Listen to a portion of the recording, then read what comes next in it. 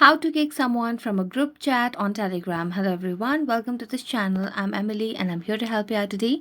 So without any delay, let's get started. So first of all, launch the Telegram application on your device and make sure that you're logged into your account.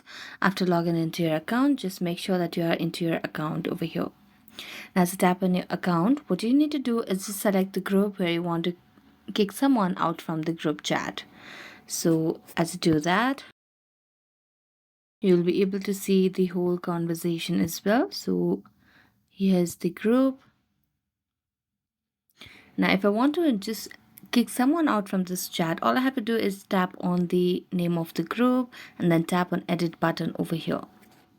So as you tap on the pencil icon, just scroll down and tap on members, and here you just have a tap on the member that you want to remove. Tap on the three dotted lines and tap on remove from group, and there you go. So thank you so much for watching this video. See you next time.